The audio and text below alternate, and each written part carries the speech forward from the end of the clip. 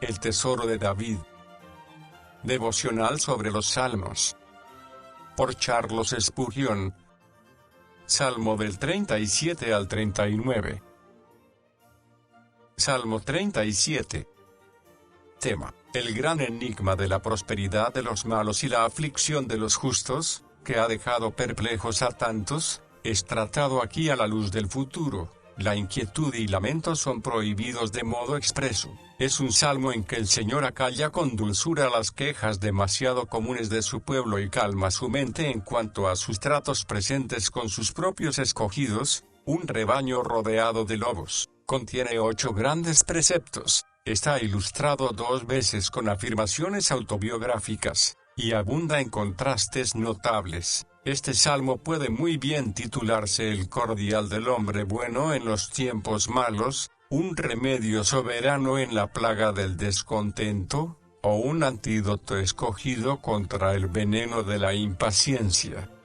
Versículo 1. No te impacientes a causa de los malvados. El impacientarse es preocuparse, afligirse, sufrir indignación. La naturaleza es capaz de encender un fuego de celos cuando ve a los que quebrantan la ley cabalgando arrogantes, en tanto que los rectos se arrastran en el fango. Parece difícil, al juicio natural, que la carne más exquisita tenga que ir a los perros, mientras que los hijos amados carecen de ella y sufren por su falta. Ni tengas envidia de los que hacen iniquidad. ¿Quién envidia al buey engordado, y con las cintas y guirnaldas que lo decoran, cuando es llevado al matadero? Pues bien, el caso presenta un paralelismo, porque el rico impío no es más que un animal engordado para el matadero. La reina Elizabeth envidiaba a la lechera cuando ella se hallaba en la cárcel, pero si hubiera conocido qué reino tan glorioso le la esperaba después, durante 44 años, no la habría envidiado. Y el hombre piadoso, aunque se halle en la miseria, no tiene por qué envidiar al inicuo en el fulgor de su prosperidad y bienestar, considerando que él tiene a mano lo que tienen esperanza, de que les aprovecha la prosperidad. No hace más que apresurarles a su ruina, no a su recompensa. El buey que ara vive más que el que pase, el que le pongan en buenos pastos apresura su matanza, y cuando Dios pone a los inicuos en pastos lozanos, en lugares de honor y poder, esto solo acelera su ruina.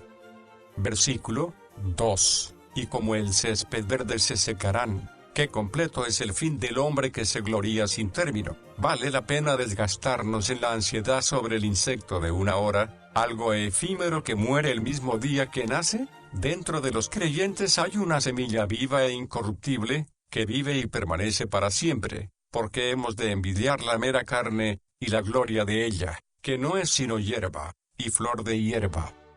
Versículo 4. Pon asimismo tu delicia en Jehová. En cierto sentido, imita al malvado, él se deleita en su porción, tú atiende a la tuya y, lejos de envidiarle, vas a tener compasión de ellos. No hay lugar para la ansiedad o el afán si recordamos que Dios es nuestro, y considera que tu condición en la tierra es tal que te expones a muchos sufrimientos y penalidades que, al no deleitarte en él, nunca puedes estar seguro de poder evitar, porque son comunes a todos los hombres, pero que al deleitarte en él puedes soportar fácilmente. Además de todo esto, considera seriamente que has de morir. No puedes alterar este hecho de ninguna manera, que fácilmente tolerable y placentero será, pues, el pensar que vas a aquel con quien has vivido ya antes en comunión deleitosa, y qué terrible el aparecer delante de aquel con quien te has portado como un extraño y sin mostrarle afecto, a pesar de todos sus requerimientos y solicitudes, según te acusa tu propio corazón. Versículo 5. Encomienda a Jehová tu camino es traducido en la Vulgata como, revela tu camino. Y San Ambrosio entendía, el revelar nuestros pecados a Dios, verdaderamente, es imposible cubrir nuestros pecados, así que, ¿por qué no revelárselos? No escondas lo que Dios ya conoce y quiere que le des a conocer. Es un mal oficio el ser secretario del diablo. Interrumpe tus tratos con Satanás revelando tus secretos y tus pecados a Dios, y confía en él, y él actuará. El labrador ara, grada y siembra, y luego deja la cosecha a Dios. ¿Qué más puede hacer? No puede cubrir los cielos de nubes, u ordenar lluvia, o hacer salir el sol, o hacer descender rocío. Lo deja todo en las manos de Dios. Y esto es para todos la verdadera sabiduría, el confiar obedientemente en Dios, y dejar los resultados en sus manos y esperar su bendición. Versículo 6. Exhibirá tu justicia como la luz. Cuanto más nos angustiamos en este caso, peor para nosotros. Nuestra fuerza consiste en estar quietos. El Señor va a dejar en claro al calumniado. Si procuramos su honor, Él cuidará del nuestro. Es maravilloso ver, cuando la fe aprende a resistir la calumnia con calma, que la suciedad no la contamina, sino que cae como bola de nieve sobre un muro de granito. Versículo 7. Guarda silencio ante Jehová. Y este es un precepto muy duro para el hombre, hasta el punto que el precepto de acción más difícil es como nada cuando lo comparamos con este mandamiento a la inacción. Jerónimo. La palabra hebrea traducida como silencio es dom, probable raíz de mudo en algunas lenguas. El silencio que se nos manda aquí se opone al murmurar y quejarse. Versículo 8. Deja la ira, y depone el enojo, no te excites en manera alguna a hacer lo malo. Uno puede hacer lo malo al angustiarse por la prosperidad del malvado, o imitándole, haciendo lo que él hace, con la esperanza de conseguir su prosperidad. Versículo 9. Porque los malhechores serán destruidos, pero los que esperan en Jehová, heredarán la tierra. La pasión, según la parábola de Bunyan, consigue sus cosas buenas primero, y luego pronto se desvirtúan. La paciencia tiene sus cosas buenas al final, y duran para siempre. Versículo 10. Pues de aquí a poco no existirá el malvado. Por lo tanto, creyente probado, ¿por qué envidiar a uno que dentro de poco ya será más bajo que el polvo? Observarás su lugar, y ya no estará allí. Su casa estará vacía, no estará sentado en su silla. Su hacienda carecerá de propietario. Habrá pasado como una nube pasajera, olvidado, como un sueño, borrado por sus propios excesos, o terminando en la penuria por su propio despilfarro. ¿Dónde están sus jactancias y fanfarronadas? ¿Dónde la pompa que hace pensar a algunos que el pecador es bendecido? Versículo 11. Los mansos heredarán la tierra, no los de espíritu altanero, que remueven el mundo para conseguirlo, sino los mansos, que son vapuleados de un rincón al otro, y sufren y apenas se les deja tranquilos en parte alguna. Esta tierra de la cual estaban privados, ahora la poseerán para gozar de ella. Versículo 13. El Señor se reirá de él, para que la carne no murmure y se queje preguntando a Dios por qué solo ha de reír el inicuo y no se venga de ellos. Se añade la razón de que él ve el día de su destrucción inminente, porque ve que le llega su día, el malvado no ve que se acerca su destrucción, que le pisa los talones, se jacta de aplastar a otros, cuando el pie de la justicia ya está levantado para hollarle como el fango de las calles, pecadores en la mano de un Dios airado, y, con todo, maquinando contra sus hijos, pobres almas, que embisten la punta de la lanza de Jehová, su día fatídico, el día de su muerte, que será también el día de su condenación. Versículo 16. Más vale lo poco del justo, que las muchas riquezas del impío. Preferiríamos pasar hambre con el Bautista que festejar con Herodes. Mejor alimentarse de la escasez de los profetas en la cueva de Abdías que envalentonarnos con los sacerdotes de Baal. La felicidad del hombre no consiste en los montones de oro que tiene almacenados. El contento halla multum in parvo, en tanto que al corazón malvado no le basta todo el mundo. Oh, qué consuelo es probar la dulzura del amor de Cristo en cada goce, cuando podemos decir, Cristo me amó y se dio a sí mismo por mí, para que pueda gozar de estas bendiciones. Oh, cómo ensalza esto el valor de toda misericordia común, como las aguas que fluyen de las colinas de algunas islas de Molucas saben a la canela y clavos que crecen allí, así también tu don, aunque sea solo agua, sabe a la buena voluntad de la gracia especial del dador. Es tan posible que un infiel llene su cuerpo de aire y su pecho de gracia como su mente de riqueza. Les pasa como a los barcos, pueden estar sobrecargados de plata y oro, hasta hundirse, y aún les queda espacio para contener 10 veces más. Así, el desgraciado codicioso, aunque tenga bastante para hundirse, con todo, no tiene todavía suficiente para estar satisfecho. Versículo 16, 17. Nunca debe murmurar un cristiano porque tiene poco, sino más bien ha de bendecir al Dios que ha bendecido lo poco que tiene. Versículo 18. Conoce Jehová los días de los íntegros, deposita tus días, los pone a resguardo. Este es el significado de la idea en hebreo. Versículo 20. Mas los impíos perecerán, aunque haya fuegos fatuos que se burlan de su presente, su futuro es negro y oscuro, pura noche, serán consumidos, se disiparán como el humo. ¿De qué nos ha servido el orgullo? ¿O qué nos han proporcionado nuestras jactancias de las riquezas? Estas son las cosas de que hablarán en el infierno los que han pecado, porque la esperanza de los impíos es como un cardo seco arrastrado por el viento, o la espuma esparcida sobre las olas, o el humo que flota de acá para allá en el aire, o el recuerdo del caminante de un día. Versículo 25. Ni a su descendencia mendigando el pan. Si alguien dice que el mismo David mendigó, pidió pan a Abimelech y a Nabal, diré que los casos transitorios y los incidentes súbitos no son la regla, no hacen mendigos. No decimos, David era un mendigo, o mendigó su pan porque una vez estuvo en un apuro y pidió pan a Abimelech, y en otro apuro lo hizo a Nabal. En estos casos inesperados el rico en el mundo puede verse airado para pedir un pedazo de pan. Un buen hombre puede caer en una necesidad así, pero los hombres buenos muy raramente, si es que ocurre alguna vez, acaban en tanta necesidad.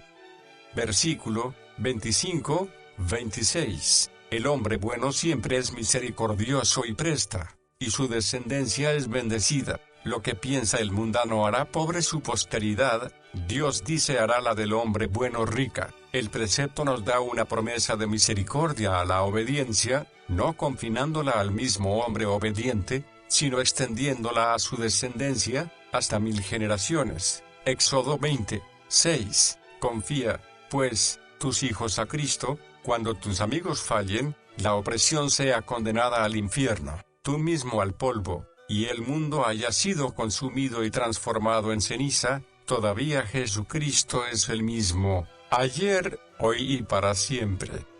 Versículo 34. Espera en Jehová, el que verdaderamente confíe en Dios se mantendrá en el tiempo de Dios, y usará los medios de Dios, y andará por el camino de Dios aunque le parezca que dé vueltas. Espera.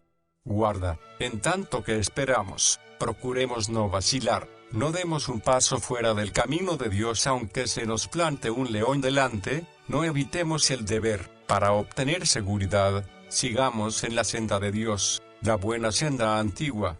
Jeremías 6, 16, la senda empedrada con la santidad, y habrá allí calzada y camino, y será llamado camino de santidad. Isaías 35, 8. Evita los caminos torcidos. Vigila no se desvíen hacia la izquierda y no andes por ella. El pecado cruza nuestras esperanzas, pone barricadas en nuestro camino. Un hombre puede esperar hallar el cielo, pero hallará el infierno si sigue un camino pecaminoso. Versículo 35. Vi yo al impío sumamente enaltecido, terrible, airado, violento, y que prosperaba como un cedro frondoso, una figura sorprendente del inicuo en este mundo, firmemente enraizado en las cosas terrenales, crecido en su suelo nativo, orgulloso y altanero en su prosperidad, sin temor de percance alguno. ¿Y por qué un cedro? Porque en invierno, cuando los demás árboles que dan provecho, higueras, manzanos, están secos y desnudos, el cedro sigue tan verde como en verano. Así sucede con los inicuos, cuando los hijos de Dios, en las tormentas de la persecución y las aflicciones y miserias, parecen marchitos, como si estuvieran muertos. Los malos siguen prosperando, y se ven verdes a los ojos del mundo, se nutren en la riqueza del mundo, pero es para su destrucción, se engordan, pero es para el día de la matanza. Este era el caso de Ofni y Finés. El Señor les dio bastante y permitió que ellos prosperaran en su maldad. Pero, ¿cuál era la razón? Él iba a destruirlos. Versículo 36. Lo busqué, y no fue hallado. Sí, impulsados por la curiosidad, inquirimos acerca de los impíos, vemos que no han dejado rastro, como los pájaros de mal agüero, y nadie desea recordarlos. Algunos de los justos más humildes son inmortalizados. Sus nombres son fragancia imperecedera en la iglesia, en tanto que los más capaces de los infieles y blasfemos apenas son recordados a los pocos años. Antes estaban en la boca de todos, pero hoy han sido olvidados, porque solo la virtud es inmortal. Versículo 37. Considera y mira. Si Cristo quiso que el nombre de María fuera recordado en el Evangelio hasta el fin de los tiempos por el vaso de ungüento que derramó sobre su cabeza, no podemos imaginar que quiera que los muchos actos piadosos y misericordiosos de sus siervos sean enterrados en el olvido. El hombre íntegro, así todo santo, es perfecto en comparación con los impíos entre los que vive. En este sentido se dice de Noé: era un justo en su generación. Su gracia, comparada con la maldad del antiguo mundo, bien merecía el nombre de perfección. En realidad, todo hombre íntegro es perfecto en comparación con los que francamente son malos, o buenos exteriormente, manchados por la maldad, o con un barniz de santidad. Considera al íntegro, y mira al justo, porque hay un porvenir dichoso para él y para su posteridad. El texto puede dividirse en dos partes. 1. La característica del hombre piadoso. 2. El privilegio del hombre piadoso. Su característica es la perfección, su privilegio es la paz. Aquí tenemos el carácter del santo y la corona del santo. Se caracteriza por la integridad o sinceridad y es coronado por la paz. Aquí tenemos el camino del cristiano y su meta, su movimiento y su descanso. Su camino es la santidad, su meta la felicidad. Su movimiento es hacia la perfección y la integridad, su reposo es paz al fin de su jornada. Para morir bien, asegúrate de vivir bien. No hemos de pensar en tener la muerte de Lázaro y la vida del rico Dives, como el que menciona Plutarco, que quería vivir como Creso, pero quería morir como Sócrates. No, los deseos de Balaam son necios e inútiles. Si quieres morir bien, cristiano, has de tener cuidado en vivir bien. Si quieres morir sosegado, has de vivir de modo recto. Si quieres vivir tranquilo, vive moderadamente. Si quieres vivir feliz, vive santamente. Versículo 40. Jehová les ayudará. Qué seguridad la de los santos, qué certidumbre hay en las promesas, y los salvará, por cuanto en él esperaron. La fe garantiza la seguridad de los elegidos, es la marca de las ovejas, por la cual serán separadas de las cabras. No es su mérito, sino su fe, lo que les distingue. Lutero termina su exposición de este salmo con las palabras: «Qué vergüenza para nuestra falta de fe, desconfianza y vil incredulidad que no creamos declaraciones tan ricas, poderosas y consoladoras de Dios, y aceptemos con tanta credulidad cualquier cosa que nos digan en sus malvados discursos los impíos. Ayúdanos, oh Dios, para que podamos alcanzar la fe recta. Amén». Salmo 38.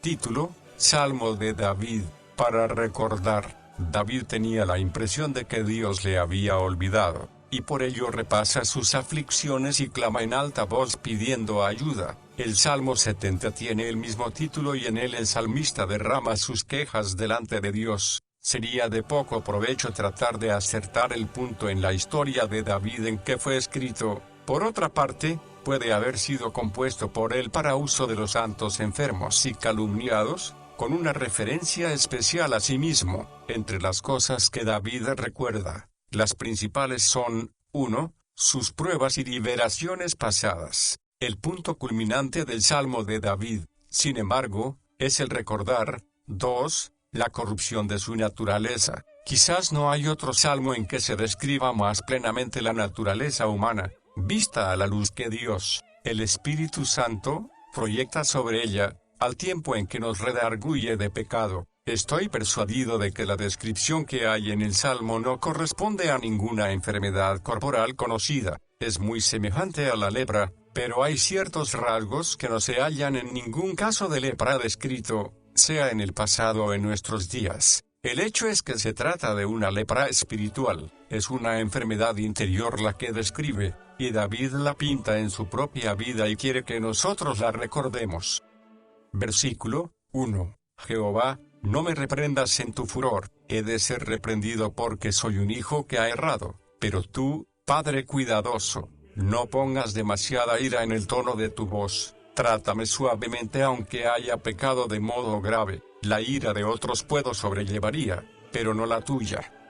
Versículo 2. Porque tus saetas se han clavado en mí, son saetas, verdaderamente, que penetran rápidamente, y para darles impulso son disparadas en tu arco cruzado, pues de otro modo no volarían tan rápidas, no penetrarían tan profundo como las cruces y aflicciones con que me has sorprendido. Oh, así como has extendido el brazo de tu ira, oh Dios, para disparar estas flechas contra mí, extiende tu brazo de misericordia para arrancarlas, y que pueda cantarte himnos si no elegías, y que tú puedas mostrar tu poder al perdonarme como lo has hecho al condenarme. Las flechas son, 1. Rápidas, 2. Secretas, 3. Agudas, 4. Letales. Son instrumentos que sacan sangre y beben sangre hasta emborracharse. Deuteronomio 32, 42. Las aflicciones son como flechas en todos estos rasgos.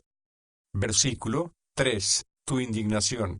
Mi pecado. Ay, soy como un yunque bajo dos martillos, el uno tu ira, el otro mi pecado, ambos me golpean incesantemente, el martillo de tu ira golpea mi carne, y el de mi pecado, mis huesos, tu ira golpea mi carne, que es más sensible, mi pecado golpea mis huesos, que son más duros. La ira de Dios y el pecado son dos causas eficientes de toda miseria, pero la causa verdaderamente es el pecado, la ira de Dios, como ocurrió con el edificio que Sansón derribó sobre su propia cabeza. No cae sobre nosotros a menos que nosotros empujemos y tiremos hasta que se nos venga encima. Ni hay reposo en mis huesos, a causa de mi pecado. El cristiano en esta vida es como el mercurio, que tiene en sí mismo un principio de movimiento, pero no de reposo, nunca está quieto, como el barco sobre las olas. En tanto tenemos pecado, somos como el mercurio,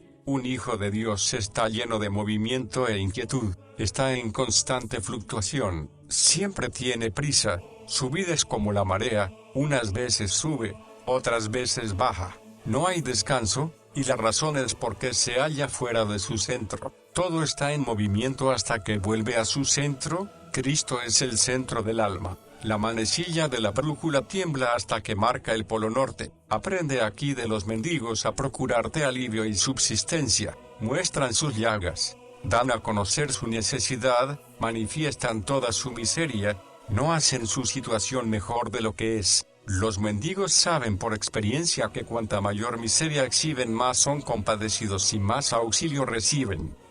Versículo 4. Como carga pesada gravitan sobre mí. Es bueno que el pecado sea una carga intolerable y que el recuerdo de nuestros pecados nos abrume hasta hacerse irresistible. Este versículo es el clamor genuino de uno que se siente deshecho por su transgresión y, con todo, no ve el gran sacrificio. No hay nadie tan fuerte al que no se le pueda cargar en exceso. Aunque Sansón se cargó al hombro las puertas de Gaza, cuando se derrumbó el templo de Dagón sobre su cabeza murió aplastado, y así soy yo.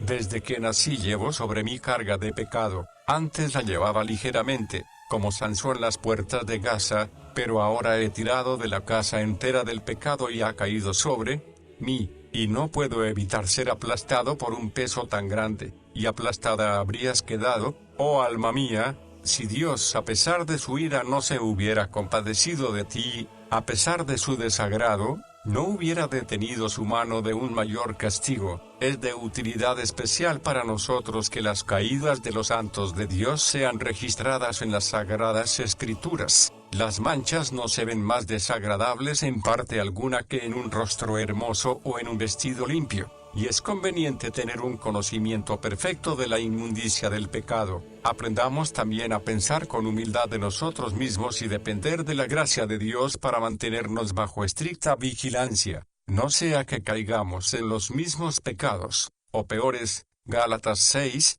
1.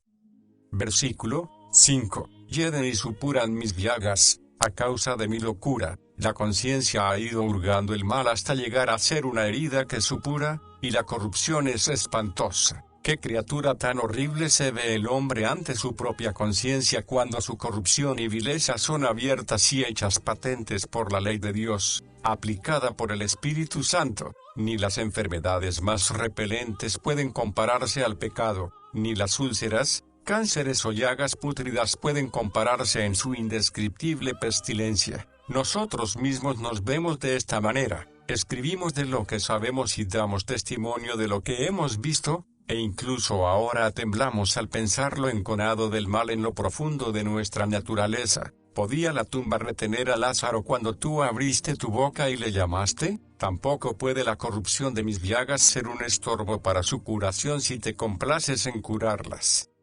Versículo 5, 6. Siempre que Dios quiere revelar a su Hijo con poder, siempre que quiere que el Evangelio haga resonar las cuerdas del corazón en cuanto al pecado, hace sentir el peso del mismo a la conciencia y la hace gemir. Y estoy seguro de que cuando una persona está trabajando bajo la carga del pecado lo hará llena de gemidos y quejas. La Biblia registra centenares de quejas de hijos de Dios bajo la carga del pecado. La queja espiritual, pues, es una marca de vida espiritual y Dios la reconoce como tal. Ciertamente, he oído los gemidos de Efraín. Jeremías 31, 18. Muestra que Efraín tiene algo que le oprime, que le hace gemir, que su pecado está patente a su vista en toda su malignidad, que es angustia para su alma, que se lo encuentra en la boca, que es descubierto por el ojo penetrante de Dios y fustigado por la mano de Dios. Versículo 6. Estoy encorvado, estoy abatido en gran manera, ando como enlutado todo el día. Que un hombre se vea y se sienta encadenado por la culpa, en peligro del infierno, bajo el poder de sus concupiscencias, en enemistad contra Dios, y Dios como un extraño para él, que el sentimiento de esta condición se halla en su corazón, y toda su alegría se habrá disipado. Qué lamentable criatura es el hombre ante sus propios ojos. Envidia la dicha de las bestias que corren y retosan en los prados. Sabemos de uno que al ver un sapo sollozó, porque Dios le había hecho un hombre. La bondad de Dios le hacía llorar, según él la veía, pero este hombre cree que su condición es inmensamente peor que la de un sapo, y quisiera cambiarse en uno, porque el sapo no siente la culpa del pecado, no teme la ira de Dios, no está bajo las garras de la concupiscencia. Dios no es un enemigo para el sapo, esto es lo que él siente.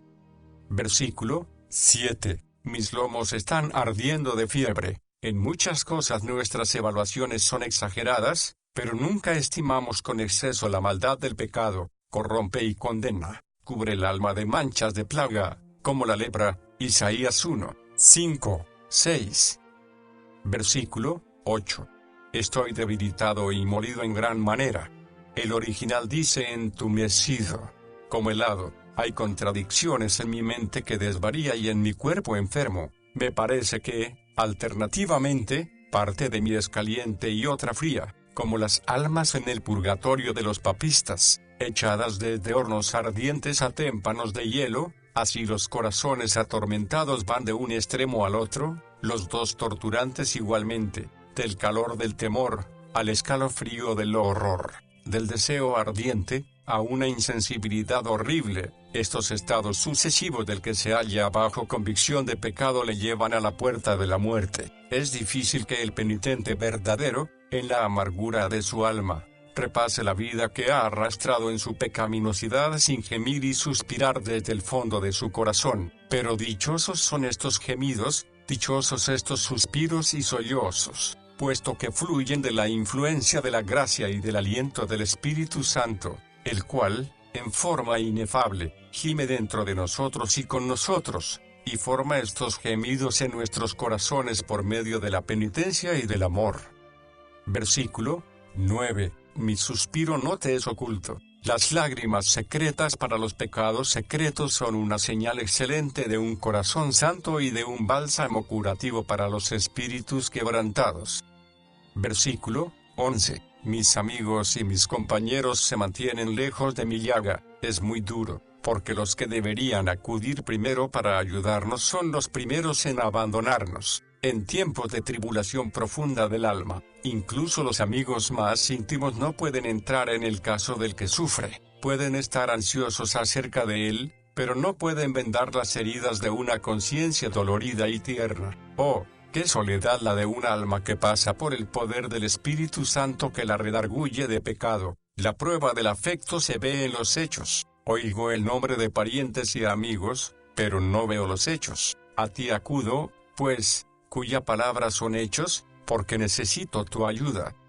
Versículo 13. Mas yo, como si fuera sordo, no oigo, y soy como mudo que no abre la boca.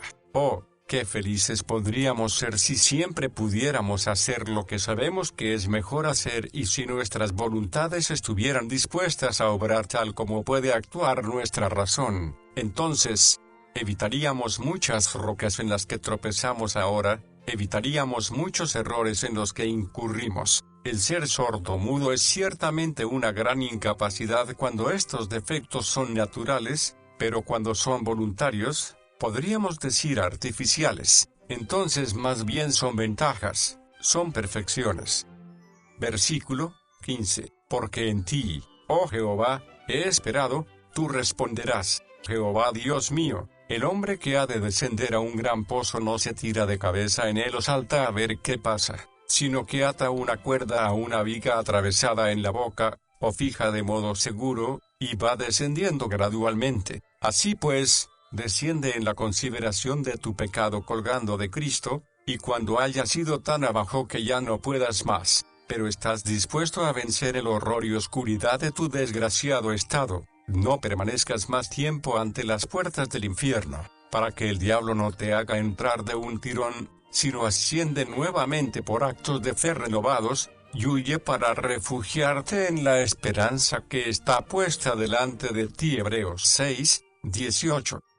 Versículo 16. Cuando mi pie resbale, no se engrandezcan sobre mí. La menor falla en un santo es infaliblemente notada. Mucho antes de que sea una caída el enemigo ya empieza a abochornar. El menor desliz del pie hace ladrar a todos los perros del infierno. Qué cuidadosos hemos de ser y qué insistentes en la oración para obtener gracia sustentadora. No queremos, como Sansón ciego, ser burla de nuestros enemigos, de modo que estemos alerta y vigilemos a la traidora Dalila del pecado, por cuyos medios puede que nos saquen los ojos.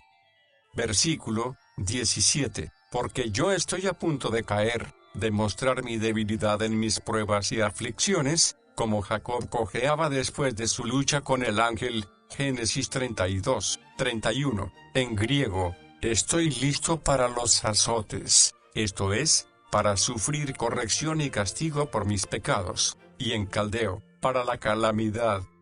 Versículo 18. Por tanto, confieso mi maldad. Cuando la pena lleva a un reconocimiento sincero y apenado del pecado, es una pena bienaventurada, algo que tenemos que agradecer a Dios de corazón, y me contrista mi pecado. El sentir dolor por el pecado no es expiación para él mismo, pero es el espíritu adecuado con que acudir a Jesús, que es la reconciliación y el Salvador. Cuando el hombre se halla finalmente delante de sus pecados, está cerca del fin de sus tribulaciones. Versículo 19. Porque mis enemigos son activos y poderosos. Por débil y desfalleciente que se encuentre el justo, los males que se le oponen son verdaderamente activos. Ni el mundo, ni la carne, ni el demonio se sienten conmovidos por la debilidad que le aqueja. Este terceto de maldad labora con implacable energía para derrocarnos. Si el diablo estuviera enfermo o nuestros deseos carnales fueran débiles, podríamos aflojar en la oración, pero teniendo enemigos tan activos y vigorosos, no podemos cesar en nuestro clamor a Dios. Versículo 20. Me son contrarios, por seguir yo lo bueno. Si los hombres nos aborrecen por esta razón, nosotros hemos de regocijarnos de ello. Su ira es un homenaje inconsciente que el vicio rinde a la virtud. Este versículo no es incompatible con la previa confesión del escritor. Podemos sentirnos igualmente culpables delante de Dios y, pese a ello, ser enteramente inocentes de mal alguno hacia nuestros prójimos. Una cosa es el reconocimiento de la verdad, y otra el someterse a ser calumniado. El Señor me hiere justamente, y, con todo, yo puedo decir a mi vecino, ¿por qué me hieres? Salmo 39. El salmista, abatido por la enfermedad y la pena, se ve agobiado por pensamientos de incredulidad que decide ahogar para que no le venga ningún mal por expresarlos. Versículo 1, 2. Pero el silencio crea una pena insoportable, que por fin exige ser expresada, y lo consigue en la oración de los versículos 3 al 6, que es casi una queja y un suspiro por la muerte, o por lo menos un cuadro sin esperanza de la vida humana. En los versículos 7 al 17 el tono es de mayor sumisión y se hace más claro el reconocimiento de la mano divina. La nube evidentemente ha pasado y el corazón dolorido es aliviado, la más hermosa de todas las elegías en el Salterio. Versículo 1. Dije, he resuelto, me he decidido. En su gran perplejidad, su mayor temor era que podría pecar, y, por ello, busca el método que más le garantice el evitarlo. Y está decidido a callar. Es excelente que un hombre se confirme en un buen curso o trayectoria, por el recordatorio de una resolución bien hecha y buena. Dije, velaré sobre mis pasos. Se cuenta de un tal Pambo, un hombre bueno y bien intencionado que fue a ver a un amigo suyo y le pidió que le enseñara uno de los salmos de David. El amigo le leyó este versículo. Pambo contestó, este versículo es bastante si lo aprendo bien. 19 años más tarde dijo que durante todo aquel tiempo apenas había podido aprender aquel versículo, para no pecar con mi lengua. Los pecados de la lengua son muy graves, como las chispas del fuego. Las palabras necias o vanas esparcidas pueden causar gran daño. Si los creyentes pronuncian palabras duras contra Dios en tiempos de depresión, el maligno y los impíos van a aprovecharlo y usarlas como justificación para sus vidas pecaminosas. Si los propios hijos de un hombre murmuran o le faltan al respeto, no es de extrañar que la boca de los enemigos se halle llena de insultos. La boca del hombre, aunque es solo un agujero pequeño, puede contener un mundo de pecado, porque no hay ningún pecado prohibido en la ley o en el Evangelio que no sea dicho por la lengua, pensado en el corazón o hecho en la vida. No es, pues, casi tan difícil gobernar la lengua como gobernar al mundo. Pondré a mi boca un freno, o más exactamente, un bozal o mordaza. El bozal según el original es más efectivo que una brida o un freno, pues impide hablar del todo. David habría hecho bien resolviendo ser muy precavido en sus palabras, pero cuando tomó la decisión de guardar silencio total, incluso para el bien, es que tenía evidentemente amargura en su alma. El evitar una falta no nos debe llevar a otra. El usar la lengua contra Dios es un pecado de comisión, pero el no usarla a su favor es un pecado de omisión. Las virtudes elogiosas deben ser seguidas tanto como los vicios han de ser evitados, pero para librarnos de Escila no hemos de caer en Caribdis. En tanto que el impío esté delante de mí, esto modifica el carácter de su silencio y atenúa la crítica, porque el mal hombre va a usar mal incluso nuestras palabras más santas, y no es bueno que echemos nuestras perlas delante de los puercos. Los creyentes más firmes son probados por la incredulidad, y el diablo conseguiría una gran victoria si publicaran sus dudas y vacilaciones. Si yo tengo calentura, no hay razón para que procure contagiar al vecino. Si hay alguien a bordo enfermo, hay que poner el corazón en cuarentena y no permitir que nadie desembarque en el bote del habla hasta que tenga un certificado de salubridad. Es una aflicción el verse obligado a escuchar tanta cháchara en este mundo, y es una ventaja el discernirlo y evitar las palabras inútiles. Es sorprendente que los hombres puedan poner en movimiento tanto viento, y cuanto más exhalan, más pródigos son en su aliento y su abuso de la paciencia de los demás, y descuidados de sus propias conveniencias. Versículo 2. Enmudecí. Hay 7 clases de silencio, 1. Silencio estoico. 2. Silencio político o diplomático. 3. Silencio necio. 4. Silencio hosco. 5. Silencio forzado. 6. Silencio del desánimo. 7. Silencio santo, prudente, gracioso. Guardé silencio y me callé. A un cristiano le preguntaron qué fruto había obtenido de Cristo, y contestó: ¿no es un fruto el no sentirse afectado por vuestros reproches? En casos de esta naturaleza hemos de referirlo todo a Dios. Versículo 2 al 9. Un inválido al cual habían ordenado que tomara un par de tabletas, en vez de tragárselas de golpe, fue desplazándolas por la boca con la lengua para que se disolvieran a pesar de ser muy amargas. Gotthold estaba presente y murmuró: los insultos y las calumnias de los adversarios son píldoras amargas, no todos entienden el arte de tragar sin mascar. Para los cristianos, sin embargo, son saludables en varias formas. Les recuerdan su propia culpa, ponen a prueba su mansedumbre y paciencia, les muestran de qué deben guardarse, y al fin redundan en su honor y gloria a la vista de aquel por quien han tenido que sufrir. Con respecto a las píldoras de la calumnia, sin embargo, así como las otras, es aconsejable no ir diluyéndolas continuamente en la mente, o juzgarlas según la carne y la opinión del mundo. Esto va a incrementar su sabor amargo, lo extenderá por la lengua y llenará el corazón de animosidad en proporción. La forma correcta de proceder es tragarías, guardar silencio y olvidar.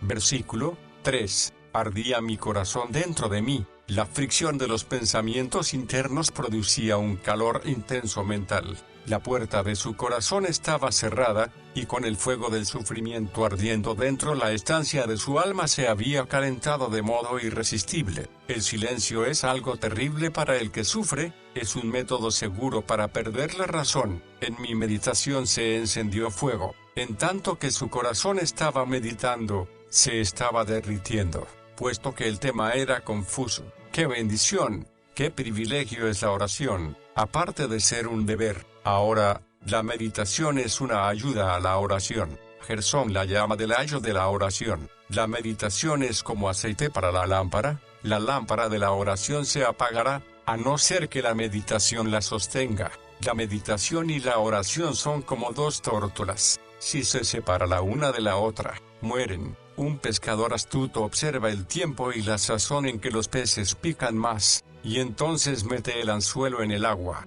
Cuando el corazón está calentado por la meditación, es el mejor momento para echar la caña de la oración y pescar misericordia. Después que Isaac hubo meditado en el campo, estaba preparado para la oración cuando llegó a casa. Cuando el cañón ha sido cargado con la pólvora está a punto para disparar. Así que cuando la mente está llena de buenos pensamientos, el cristiano está preparado para disparar la oración, y ahora envía ráfaga tras ráfaga de suspiros y gemidos del cielo. La meditación produce un doble beneficio, vierte dentro y fuera. Primero vierte buenos pensamientos en la mente, y luego los derrama otra vez en oración. La meditación primero provee el material para la oración y luego prepara el corazón para orar. Medita hasta que veas que tu corazón se ha calentado para este deber. Si cuando un hombre siente frío le preguntas durante cuánto tiempo se quedará junto al fuego, te dirá: hasta que me haya calentado y me sienta listo para trabajar. Así que, cristiano, tu corazón es frío. Ponte cerca del fuego de la meditación hasta que sientas tus afectos calientes y preparados para el servicio espiritual. Cuando los alguaciles entran por la noche en una casa sospechosa, la primera pregunta que hacen es: ¿cuántos y quiénes son los que están aquí? Así, cuando Dios entra en nuestro corazón oscuro, la pregunta es: ¿qué pensamientos hay aquí? ¿Por qué surgen estos pensamientos en tu mente? ¿No os habéis vuelto jueces de malos pensamientos? Lucas 24, 38, Santiago 2, 4. Proferí con mi lengua. La lengua amordazada rompe las trabas. Va a salir miseria en abundancia. Puedes hacer enmudecer la alabanza, pero la angustia dama y vocifera. Resolución o no, precaución o no, pecado o no, el torrente avasallador se abre paso y lo arrastra todo a su paso. Versículo 4. Hazme saber mi fin. El salmista quiere saber más de la brevedad de su vida para poder sobrellevar sus males pasajeros. Y hasta aquí podemos arrodillarnos con él, pronunciando la misma petición, pero el que no haya límite a su miseria es un verdadero infierno. El que haya fin a la aflicción de la vida es la esperanza de todos los que tienen esperanza más allá de la tumba. Dios es el mejor maestro de la filosofía divina, que mira hacia un fin esperado. Los que ven la muerte a través del cristal del Señor ven una vista hermosa, que les hace olvidar el mal de la vida al prever el fin de la vida. ¿Y cuál es la medida de mis días? Sepa yo cuán frágil soy, es decir, cuándo voy a dejar de ser. Ay, pobre naturaleza humana, querida como la vida. El hombre alterca con Dios de modo que más bien desea dejar de ser que sobrellevar lo asignado por el Señor. ¡Qué mezquindad en un santo! Pero esperemos un poco hasta que nos hallemos en una posición semejante a la suya, y no obraremos mucho mejor. El barco en el muelle se sorprende de que aparezca una vía de agua en la barca, pero cuando él se lanza a alta mar se asombra de que los maderos resistan tales tempestades sin resquebrajarse. El caso de David no se registra para que lo imitemos, sino para que aprendamos. Entre Gualsal, Efretzi, en Chesire, hay una casa, una taberna, edificada el año 1636, con el armazón de roble, rellenado con ladrillo. Sobre el dintel de una ventana se puede leer, grabada en el roble, una inscripción en latín que dice: llorarías si supieras que solo te queda un mes de vida, pero ríes sin saber que quizás solo te queda un día. Qué triste es la idea de que con este mentor silencioso, este sermón verás ante los ojos, hayan sido a millares los que, entrando en ella, se han emborrachado para la destrucción de su alma. Y, con todo, esto es una semejanza de lo que vemos constantemente en nosotros mismos. Versículo 5. El tiempo de mi vida es como nada delante de ti, tan corto que no es casi nada. Piensa en la eternidad, y en un ángel recién nacido, el mundo nuevo y reluciente, el sol como una chispa que ha saltado del fuego, y el hombre inexistente, ante el eterno. La edad del hombre es como un tic-tac de reloj. Si un hombre es tan minúsculo comparado con la fábrica del gran mundo, y el mundo en sí tan pequeño que no puede contener al Señor, tan pequeño y ligero que él no siente el peso del mismo en la punta de su dedo, se puede muy bien decir del hombre que no es nada colocado ante el Señor. Ciertamente es como un soplo todo hombre que vive. Esto es una gran verdad, y no hay nada más cierto que ello. Considera un hombre, el mejor, y no es más que un hombre, un soplo, insustancial como el viento. Su constancia es la inconstancia, su vanidad es la única verdad. Lo mejor en él es que es vano, solo vanidad. Selah. Esta expresión se menciona 74 veces en la Escritura, 71 veces en el libro de los Salmos y 3 en el libro del profeta Habacuc, que fue escrito en forma de salmo. Versículo 6. Sí, como una sombra que pasa es el hombre. Los hombres en el mundo andan como un viajero que tiene un espejismo, engañados, confundidos y, pronto, llenos de desengaño y desesperación. Ciertamente, en vano se afana. Lee bien este texto y luego escucha el clamor del mercado, el rumor de la bolsa, el estruendo de las calles de la ciudad, y recuerda que todo este ruido, esta interrupción de la quietud, es algo insustancial, vanidades pasajeras, el descanso interrumpido, el temor ansioso, el cerebro sobrecargado, la mente que se derrumba, la locura. Todos ellos son pasos en el proceso de la inquietud y desasosiego de muchos, y todos se afanan para ser ricos, o sea, llenarse hasta rebosar de arcilla, arcilla que van a dejar pronto. Después de todo, todo hombre carnal anda en una feria de vanidad y, pese a todo, como se envanece de su feria de vanidad,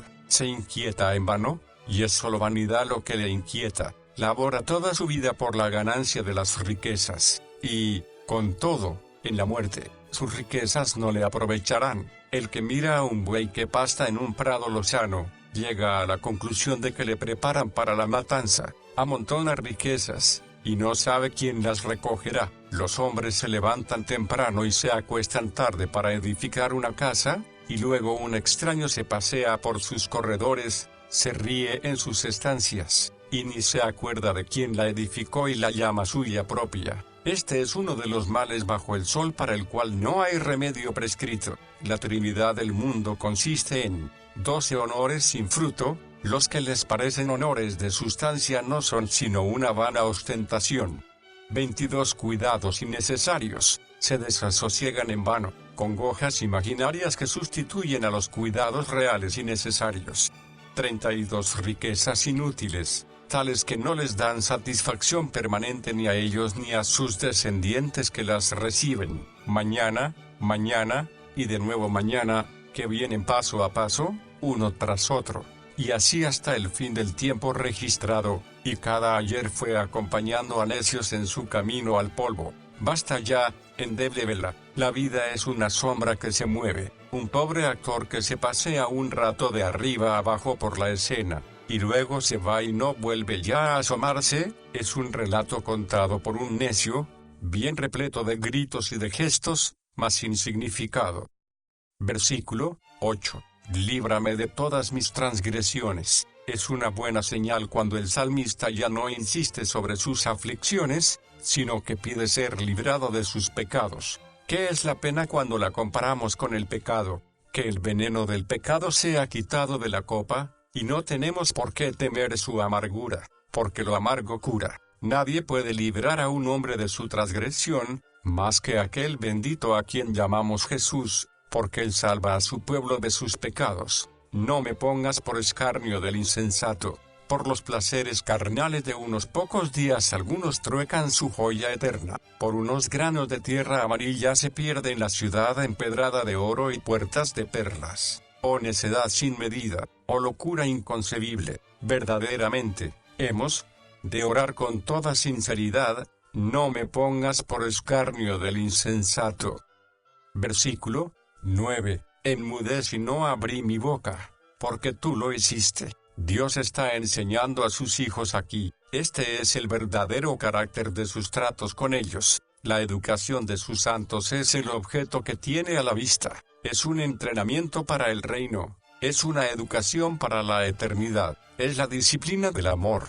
Cada paso del mismo es bondad. No hay ira ni venganza en parte alguna del proceso. La disciplina de la escuela puede ser severa y rígida, pero la de la familia es amor. El santo anciano estaba en la prisión por la palabra de Dios y el testimonio de Jesucristo. Sus perseguidores implacables le llevaron en una bandeja la cabeza sangrante de su hijo martirizado, Richard Cameron, y le preguntaron con sorna si la conocía. La conozco, dijo el padre, y besó la frente del hijo. ¿Es la de mi hijo? Mi propio hijo querido.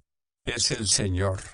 Buena es la voluntad del Señor, que no puede hacerme daño a mí o a los míos, sino que ha hecho que la bondad y la misericordia nos sigan todos los días de la vida. Si el Rey de Reyes pone su mano sobre nuestro hombro, queridos, pongamos la nuestra sobre la boca. Una niña, en la providencia de Dios, nació sordomuda. Fue aceptada y enseñada en una institución establecida para los que padecen este defecto. Un día, un visitante hacía preguntas a estos niños privados de los goces comunes de la infancia. Hizo varias preguntas, que fueron rápidamente contestadas mediante papel y lápiz. Finalmente, el visitante escribió: ¿Por qué naciste sordomuda?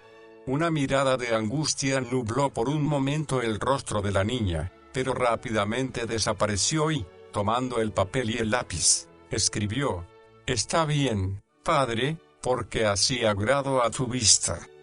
Versículo 10. Estoy consumido bajo la dureza de tu mano. Podemos fundar nuestros ruegos en nuestra debilidad y aflicción. Es bueno mostrar a nuestro Padre las magulladuras que resultan de sus azotes, por si su compasión paternal le aligera la mano, y le mueve a consolarnos en su pecho. No es para consumirnos que Él dirige su disciplina, sino para consumir nuestros pecados.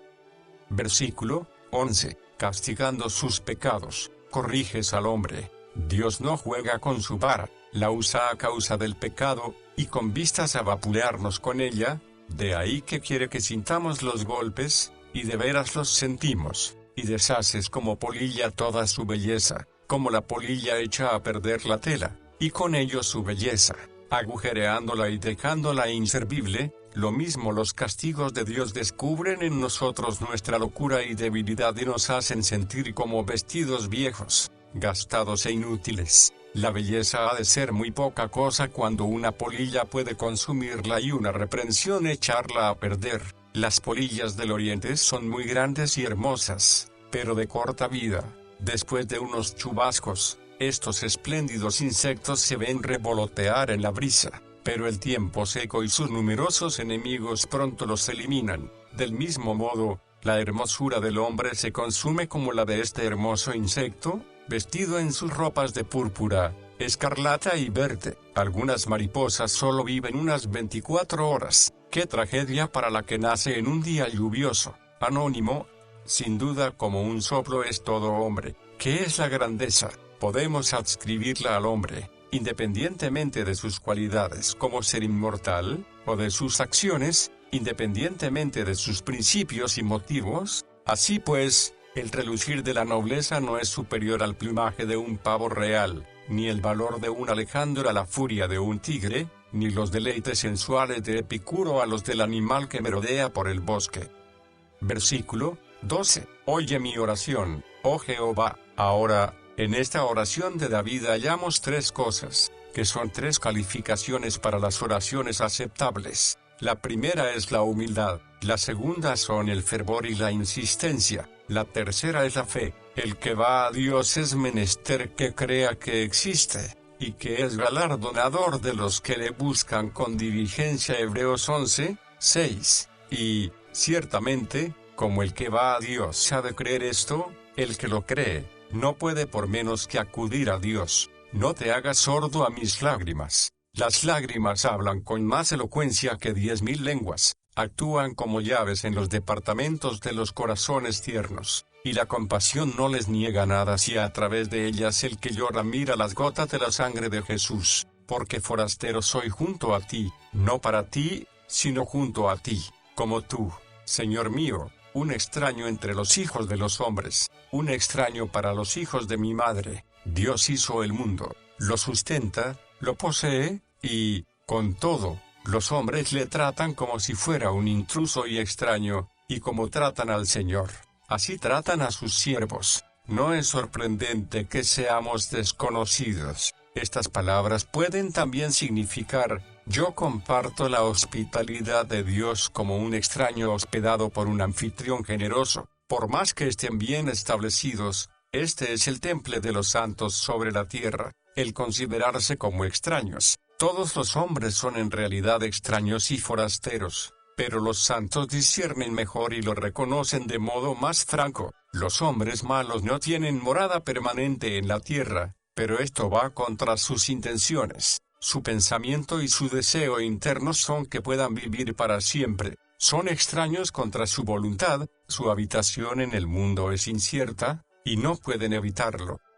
Versículo 13. Déjame, y tomaré fuerzas, antes que me vaya y perezca. El hombre en su estado corrupto es como Nabucodonosor, tiene un corazón de bestia que solamente anhela la satisfacción de su apetito sensual, pero cuando es renovado por la gracia, entonces recobra el entendimiento. David, hasta aquí no se ha recobrado todavía de aquel pecado que le puso en un nivel tan bajo como podemos percibir en los versículos 10 y 11, y el hombre bueno no puede pensar en morir, aceptando el hecho, hasta que su corazón está en condición más santa, y para la paz del Evangelio, serenidad de la conciencia y gozo interno. Toda falta de santidad es como veneno para los espíritus que la beben.